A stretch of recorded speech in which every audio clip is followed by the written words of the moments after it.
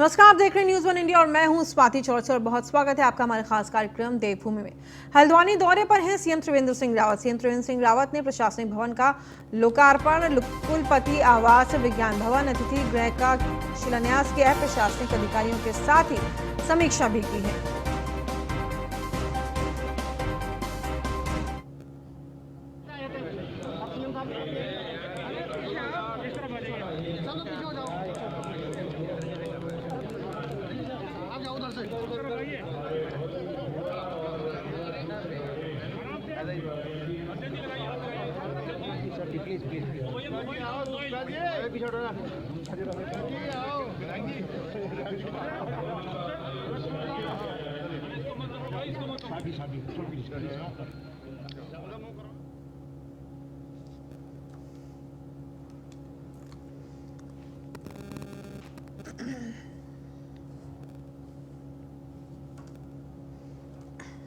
पानी के नल बिछे हुए हैं, लेकिन लोग कनेक्शन नहीं ले रहे हैं, सीवेज के कनेक्शन नहीं जोड़ रहे हैं और एक तरह से जो स्वच्छता में उनका जो योगदान होना चाहिए वो योगदान इसलिए नहीं हो पा रहा है कि उनके पास इतना पैसा नहीं होता है। लाइनें बिछी हुई हैं, लेकिन केवल 5-7 हजार और 10,000, 11-12 हजार रुपए के कारण वो नहीं ले पाते थे। इसलिए हमने उनके लिए भी निर्णय लिया कि 100 रुपए में हम उनको इसका कनेक्शन, हम पानी का कनेक्शन उनको देंगे। अभी जो 2-3 बड़े निर्णय हुए हैं, बड़े काम जो इस प्रदेश की और यहाँ के जो हमारे महानगरीय रूप में जो विकसित हो रहा है, हल्द्वानी हो, देहरादून हो, वहां के लिए बड़ी योजनाएं। देहरादून में तो सूर्यधार परियोजना ये संपन्न हो गई है, उसने सेवाएं देना अपना प्रारंभ कर दिया है। लेकिन जमरानी भी हमको उम्मीद है कि आने वाले 5-6 महीनों में जो बाकी क्लियरेंस तो उस पर हो गई, एडीबी को कुछ उसमें कुछ अपने आकलन करने हैं और एडीबी से उसके लिए फाइनेंस होगा। लेकिन मुझे लगता है कि अब वो समय आ गया है कि जमरानी बांध का काम, जैसे हमारी लोगों के जिनको निर्वासित किया जाएगा, उनको दूसरी जगह विस्थापित किया जाएगा, उनके लिए भूमि प्रबंधन होगा, तो हमारा जमरानी का भी हमारा जो काम है निर्माण का वो प्रारंभ हो जाएगा। और इससे हमारी तराई भावर की बहुत बड़ी समस्या, जो पेयजल की समस्या, जिस तरह से यहाँ पर भूजल निरंतर गिरता जा रहा है, जल में भी बढ़ोतरी होगी और ये सब ग्रेविटी वाटर पर आ जाएगा, वर्षा जल पर आ जाएगा, जो स्वास्थ्य के लिए बहुत अच्छा माना जाता है और इसका सामाजिक और स्वास्थ्य दोनों पर एक व्यापक असर इस परियोजना का पड़ेगा। चौखुटिया में मैं जब नैनीताल में ही जब मैं लगभग 1.5-2 साल पहले आया था, तो मैंने नैनीताल में एक बात कही थी कि हमको चौखुटिया में हवाई पट्टी चाहिए और वो स्थानीय लोगों के हिसाब से, पर्यटकों के हिसाब से जरूरी है ही, लेकिन वो सामरिक दृष्टि से भी बड़ी महत्वपूर्ण होगी और उस पर हम लोग बहुत आगे बढ़ गए हैं। उसकी जो फिजिबिलिटी थी वो रिपोर्ट पॉजिटिव आई है और उसका पूरा सर्वेक्षण का काम और भूमि चिन्हांकन का काम, ये सब कुछ हो गया है। उस दिशा में भी हमको मुझे लगता है कि अब हम लोग काफी आगे बढ़ चुके हैं और आगे बढ़ेंगे। पंतनगर को इंटरनेशनल का, आप सबकी जानकारी में कि पंतनगर को इंटरनेशनल एयरपोर्ट के रूप में माननीय प्रधानमंत्री जी ने 2 एयरपोर्ट के लिए, इंटरनेशनल के लिए उनकी टॉप प्रायोरिटी में थी। उसमें देहरादून जो जॉलीग्रांट एयरपोर्ट है और जो पंतनगर, हमारा जो पंतनगर एयरपोर्ट है, वो उनके इंटरनेशनल के लिए टॉप प्रायोरिटी में उनके दोनों थे। तो दोनों का राज्य सरकार ने कैबिनेट से निर्णय ले लिया और उसके लिए पंतनगर के लिए जो भूमि चाहिए वो भूमि भी उसके लिए उसके नाम कर दी गई है। और देहरादून में, क्योंकि थोड़ा उसमें फॉरेस्ट एरिया है, तो देहरादून में थोड़ा समय लगेगा, लेकिन वो भी बहुत जल्दी ये सब संपन्न हो जाएगा। एक हमने महिलाओं की दृष्टि से हमने स्वयं सहायता समूह को जहां 5 लाख रुपए तक का ऋण मुक्त, ब्याज मुक्त ऋण दे रहे हैं, वो इसमें लगभग हमारे 20,000 महिला समूह है राज्य में जो इससे लाभान्वित होंगे। 20,000 का मतलब 10-10 भी एक में लगाइए तो कितनी संख्या हो गई? 2 लाख संख्या हो गई। तो 2 लाख लोगों को इससे, महिला समूह को इससे, महिलाओं को इससे फायदा होगा। वहीं अभी हम जब हमने अभी पिछले वर्षों का रिकॉर्ड देखा तो बड़ी संख्या में जब महिलाएं जंगल में घास काटने जाती हैं, उस समय पशुओं के, जंगली पशुओं के कारण पेड़ से गिरने के कारण, चट्टान से गिरने के कारण नदी पार करते समय, बरसात के दिनों में कई बार अनजाने में वो नदी क्रॉस करते समय बहकर उनकी अकाल मृत्यु हो जाती है। और उसके लिए हम राज्य में एक बड़ी मुख्यमंत्री घसियारी कल्याण योजना, घसियारी एक गढ़वाल कुमाऊं में कॉमन शब्द है, घ आधा साव यारी, तो ये हम उसके लिए एक योजना हम ला रहे हैं, उसकी मैंने घोषणा की है और हम उसको आगे उसको लॉन्च करेंगे और पहले वर्ष में ही हम व्यापक रूप से उसको लेंगे।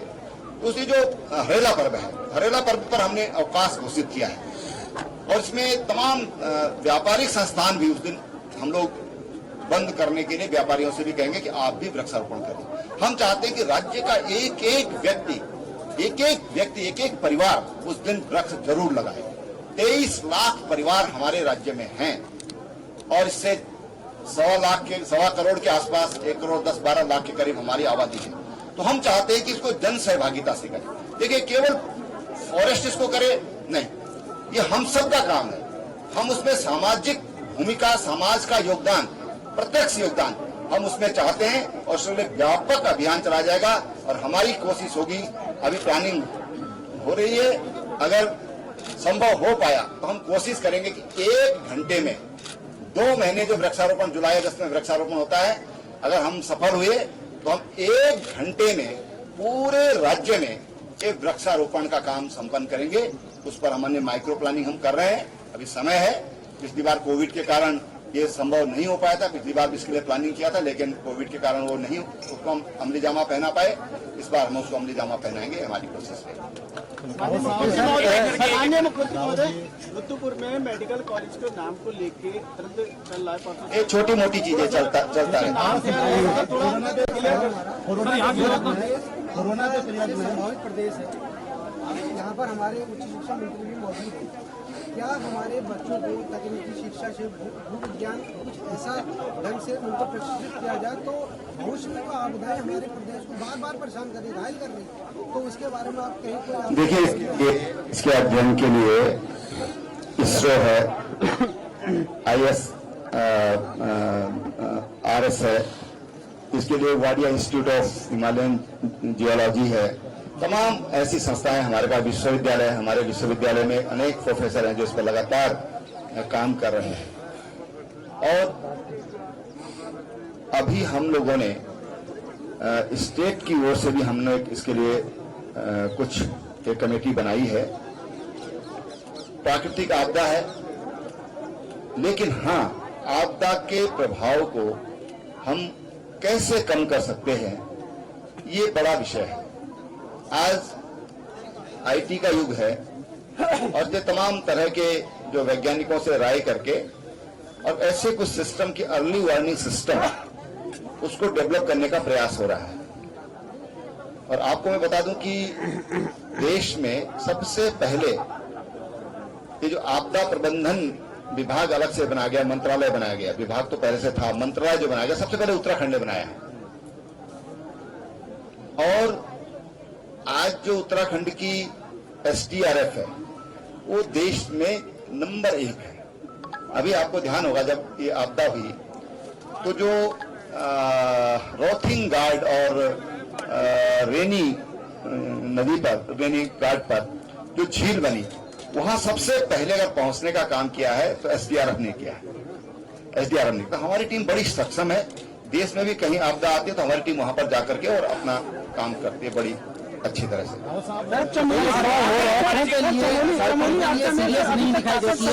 किया जा चुका है चमोली में, अभी बहुत से सारे लोग हैं जो लापता हैं, सरकारी मशीनरी आगे और किस तरीके से प्रयास करेगी? देखिए, इसमें सवाल खड़े किया है कि आपदा में लेकर सरकार से लगता नहीं है, मशीनरी का अच्छी काम करेगी, सरकार की व्यवस्था ठीक नहीं है, इसलिए वहाँ पर मौतों की संख्या बढ़ रही है। कम से कम किसी कांग्रेस के नेता को ये बोलने का हक नहीं है।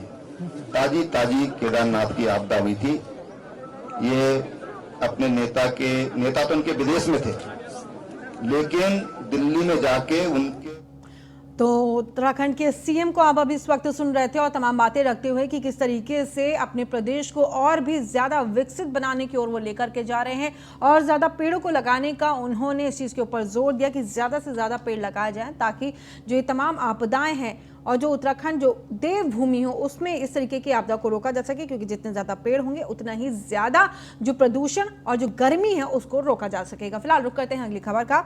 डीजीपी अशोक कुमार ने कुंभ को लेकर के समीक्षा बैठक की है। कुंभ में सुरक्षा व्यवस्था को लेकर के बैठक में मंथन, यातायात और पुलिस प्रबंधन को लेकर के अंतर्राज्यीय समन्वय बैठक की गई है। पुलिस मुख्यालय के सभागार में हो रही है ये बैठक में यूपी, दिल्ली समेत कई राज्यों के अधिकारी भी शामिल हैं। कुंभ में सुरक्षा व्यवस्था को लेकर के बैठक में मंथन किया जा रहा है।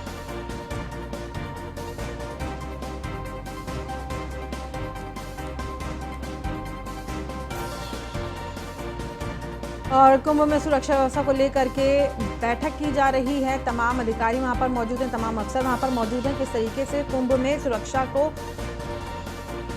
सुरक्षा मुख्य तौर पर बेहद बड़ा एक मुद्दा होता है, उसी के मद्देनजर ये तमाम बैठकें की जा रही हैं। रेजिडेंट एडिटर हमारे फहीम तन्हा हमारे साथ जुड़ गए हैं। फहीम, कुंभ में अब कुछ ही समय का वक्त बचा है, उससे पहले तमाम सुरक्षा को लेकर के बैठकें, किस तरीके से उसका आयोजन किया जाए, कहां पे किस किस तरीके से रोक लगाई जाए, किन लोगों को आना है, कितने लोगों को आना है, क्योंकि कोरोना भी है, तमाम चीजों को लेकर के मंथन चल रहा है। फहीम, देखिए, कुंभ एक बहुत बड़ा आयोजन है, आस्था का पर्व है और इस आस्था के मेले में जाहिर सी बात है कि श्रद्धालुओं की एक बड़ी तादाद आनी है और जो सामान्य स्नान, पर्व स्नान होंगे उसमें तकरीबन 10 लाख तक की श्रद्धालुओं की संख्या का अनुमान है और जो शाही स्नान होंगे उसमें तकरीबन 3 गुना 4 गुना तक भी श्रद्धालुओं के आने का अनुमान है। तो ऐसे में जाहिर सी बात है कि न केवल व्यवस्थाओं के मद्देनजर बल्कि सुरक्षा व्यवस्था के मद्देनजर भी बेहद अहम हो जाता है कि तैयारियां फुल प्रूफ हों, हर तरह की तैयारियां हों ताकि किसी तरह की कोई चूक ना हो, व्यवस्था को लेकर कोई दिक्कत ना हो और सुरक्षा में कोई चूक ना हो।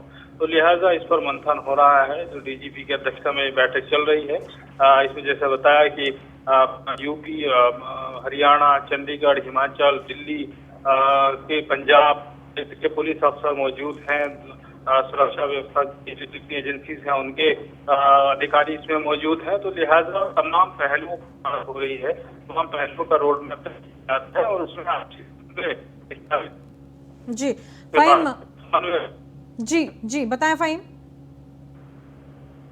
फहीम, आप हमारे साथ बने रहिए। फिलहाल हम रुक करते हैं अगली खबर का, जो कि उत्तराखंड से ही। तपोवन सुरंग से मलबा निकालने का कार्य लगातार जारी। अब तक वहां पर 62 शव वहां से निकाले जा चुके हैं। 142 लापता लोग भी इस वक्त हैं।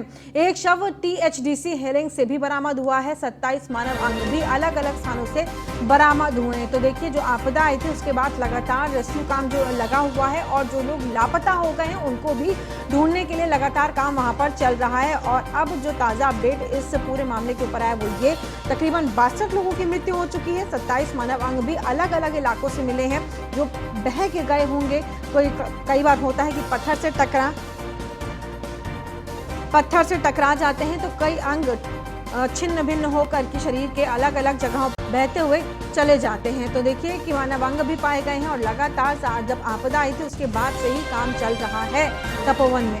तपोवन सुरंग से मलबा निकालने का ये कार्य जारी। अब देख सकते हैं कि सुरंग को से लगातार वहां पर काम चल रहा है, लगातार वहां से मलबा निकाला जा रहा है। और फहीम तन्हा हमारे रेजिडेंट एडिटर एक बार फिर से हमारे साथ फोन लाइन पर जुड़े हैं। फहीम, देखिए, जो आपदा आई थी अब उसके बाद जिस तरीके की तमाम तस्वीरें बनती हुई दिखाई दे रही हैं, 62 शव मिल चुके हैं, बड़ी संख्या है फहीम, और साथ ही साथ अलग अलग जगहों से जो शरीर के छिन्न भिन्न अंग हैं वो भी मिल रहे हैं। फहीम,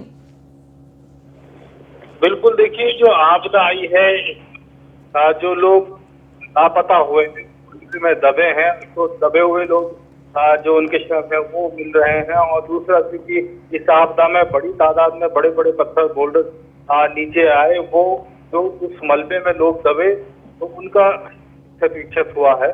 और ऐसे में तमाम अलग अलग जगहों पर क्षत विक्षत शरीर या अंग मिल रहे हैं। तो यही इस त्रासदी का एक और बड़ा दुखद पहलू है कि लोगों की जान गई तो गई, लेकिन कई जान जाने के बाद उनके शव भी क्षत विक्षत हालत में हो गए हैं।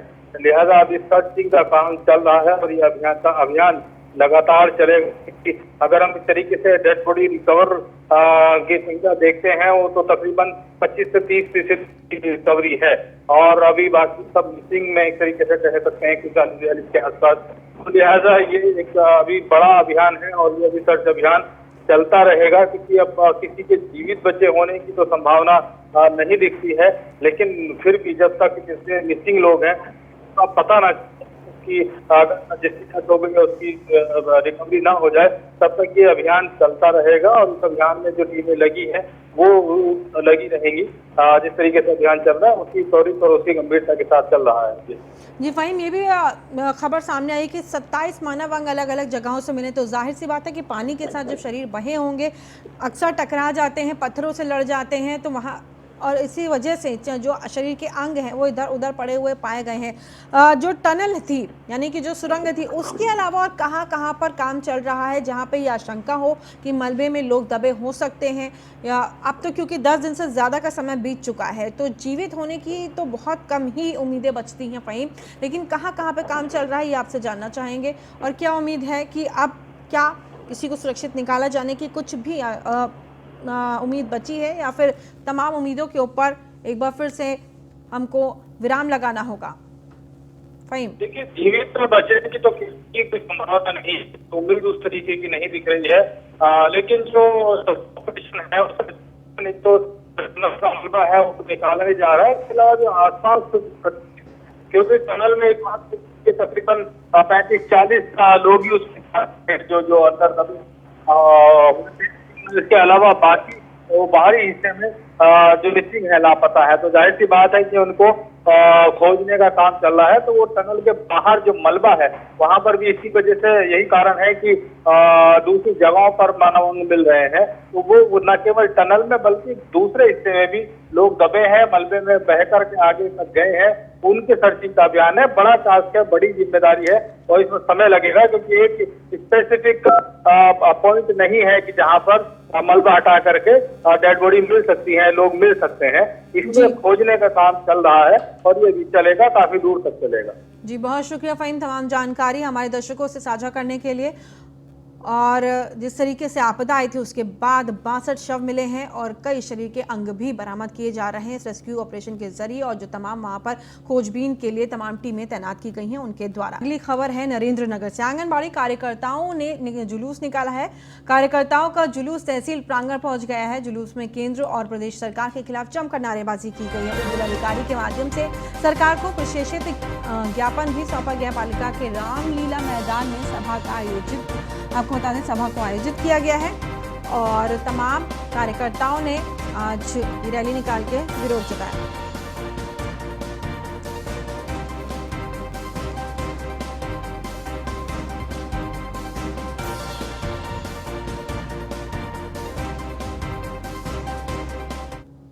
आंगनबाड़ी कार्यकर्ती संघ के जिलाध्यक्ष और कुछ सदस्य मेरे पास उपस्थित हुई हैं, जिसमें उन्होंने माननीय प्रधानमंत्री जी और माननीय मुख्यमंत्री जी को संबोधित एक ज्ञापन दिया है। ये जिलाधिकारी महोदय के कार्यालय के माध्यम से संबंधित कार्यालय को प्रेषित कर दिया जाएगा और जो भी निस्तारण होना है उनके स्तर से होने पर इनको अवगत करा दिया जाएगा। मैं राजवती नेगी, जिला अध्यक्ष टिहरी गढ़वाल से, उत्तरांचल आंगनबाड़ी कर्मचारी संघ।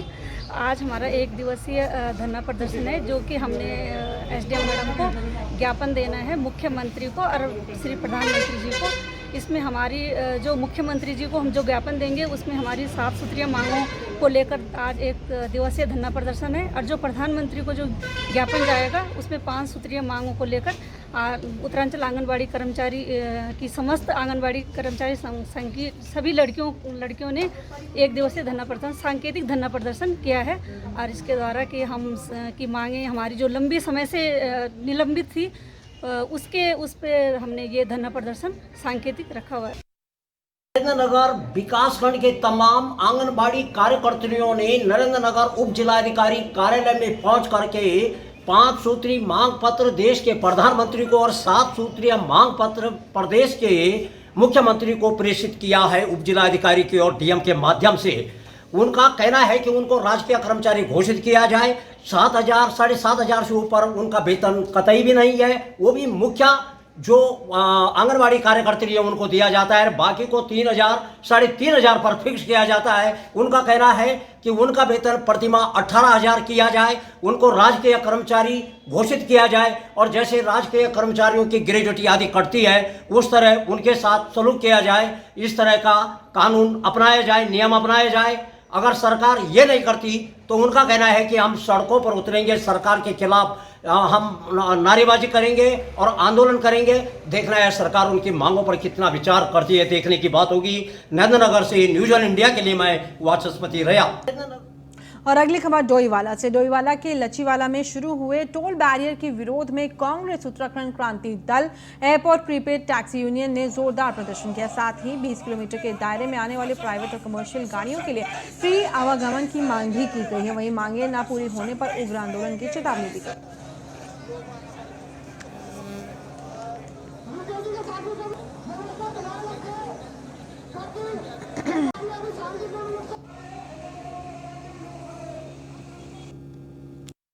है कि एक जनता पे थोपा गया टैक्स है, अनप्लान टैक्स है, जिसमें अभी तक हमारी जनता ने ये सोचा ही नहीं था कि ऐसा भी होगा। 85 रुपये जाना, 85 रुपये आना, ये एक पूरे महीने का बजट खराब करने वाली बात है। और आज जो डोईवाला की स्थिति है, आप देख रहे हैं कि कहीं पर जो फ्लाईओवर है उसके नीचे से हमें यहाँ आना पड़ रहा है। फ्लाईओवर में कहीं आप जाके फ्लाईओवर को देखिए वो कैसे बनाया हुआ है, किस तरह से अनप्लान फ्लाईओवर है। ऐसे अगर सरकार काम करेगी तो जनता त्राही हो गई है। किस अधिकार से ये लोग जो है टैक्स वसूली कर रहे हैं, ये थोपे गए टैक्स की जो वसूली हो रही है, इसके विरोध में हम सब लोग यहाँ पर बैठे हुए हैं कि इसको बंद करना चाहिए। 20 किलोमीटर 25 किलोमीटर के दायरे में जो भी डोईवाला की जनता है उस पर टैक्स माफ़ होना चाहिए। जिस तरह से यहाँ भीड़ हो रही है, अभी ये पूरा हाईवे कंप्लीट नहीं हुआ और ना ही यहाँ पे कोई व्यवस्था इनकी तरफ से हुई है। डोईवाला के लोगों के लिए कोई व्यवस्था नहीं है, कहाँ से चढ़ेंगे, कहाँ उतरेंगे। मात्र यहाँ से डोईवाला से कुआंवाला जाना है तो उनके लिए क्या है, अभी 85 रुपये एक तरफ के ले रहे हैं। मतलब कुल मिला से एक लूट इन्होंने यहाँ चालू कर रखी है। और हम ये चाहेंगे तो स्थानीय लोग हैं उनको छूट दी जाए, नहीं तो अन्यथा ये टोल हम थोड़ी देर में बंद कर देंगे। कोई ना तो एम्बुलेंस की व्यवस्था है, ना ही टॉयलेट की अभी कोई व्यवस्था यहाँ पे हुई है। किसी भी तरह की कोई व्यवस्था इनकी तरफ से यहाँ नहीं। और वहीं हरिद्वार में ग्रामीण विधायक यतीश्वरानंद ने अपर निदेशक चिकित्सा स्वास्थ्य और सीएमओ डॉक्टर सरोज नैथानी पर घोटाले का आरोप लगाया है। कोविड संक्रमण काल में सीएमओ ने बड़ा घोटाला किया था, इसकी शिकायत प्रेमचंद सैनी और स्वामी यतीश्वरानंद ने लिखित में की है। वहीं 3 सदस्यीय जांच समिति ने जांच की तो सभी आरोप सही साबित हुए और जांच रिपोर्ट महानिदेशक को सौंप दी गई है। शिकायतकर्ता का कहना है कि डॉक्टर सरोज नैथानी ने महानिदेशक डॉक्टर अमित उप्रेती को मोटी घूस खिला करके जांच रिपोर्ट को दबा दिया है। के महिला स्वास्थ्य कर्मियों के प्रमोशन के मामले को लेकर हम उनसे मिले तो उसमें पहले तो उन्होंने आनाकानी करी जवाब देने से। उसके बाद में जब हम उस मामले में अंदर तक घुसे तो हमें जानकारी हुई कि इसमें बहुत बड़ा खेल हुआ है। जो जूनियर स्वास्थ्य महिला कर्मी थी उनसे पैसे लेकर के और उनको सीनियर बना दिया गया और जो सीनियर थी उनको प्रमोशन से वंचित कर दिया गया। जबकि एक महिला का हाई कोर्ट से प्रमोशन को लेकर के सीनियरिटी का मामला हाई कोर्ट से तय होकर के भी आया था, लेकिन हाई कोर्ट के भी आदेशों को दरकिनार करते हुए और पैसे लेकर के जूनियर महिला स्वास्थ्य कर्मियों का इसमें प्रमोशन किया गया था। बाद में फिर जो 2 महिलाएं असंतुष्ट थी वो हाई कोर्ट गई और वहाँ से हाई कोर्ट से वो प्रमोशन स्टे हुआ, लेकिन उसके बाद भी उसने स्टे नहीं किया। तो ये एक बड़ा मामला हुआ है। तो क्या इसमें अब तक क्या पत्राचार है, क्या हुआ? तो इस संबंध में जब हम लोग लगे हुए थे, माननीय विधायक स्वामी यतीश्वरानंद जी और अन्य भी बहुत सारे लोग लगे हुए थे और ये मीडिया में जो है बड़ा एक चर्चा का विषय रहा है। तो उसी दौरान क्या हुआ कि कोविड-19 में जो इंस्ट्रूमेंट खरीदे गए हैं, जैसे मास्क है, रेड थर्मामीटर है, बीपी थर्मामीटर है, अन्य बहुत सारी ऐसी सामग्री है, अन्य बहुत सारे ऐसे उपकरण हैं जो हमने सूचना के अधिकार में मंगवाया। तो पता लगा, उसमें जानकारी मिली मार्केट से, हमने उनका मैच किया रेट का, तो 10-10, 15-15 गुने रेट पर इन्होंने वो मटेरियल। और वहीं पौड़ी में डीएम विजय कुमार जोगदंडे ने जिला योजना की पहली समीक्षा बैठक की है। इसमें जिले के सभी अधिकारी मौजूद रहे। बैठक में जिला योजना, राज्य योजना, केंद्र पोषित योजना पर समीक्षा की गई। इसके साथ ही 20 सूत्रीय कार्यक्रम की बैठक में समीक्षा भी की गई। और इस बुलेटिन में फिलहाल इतना ही।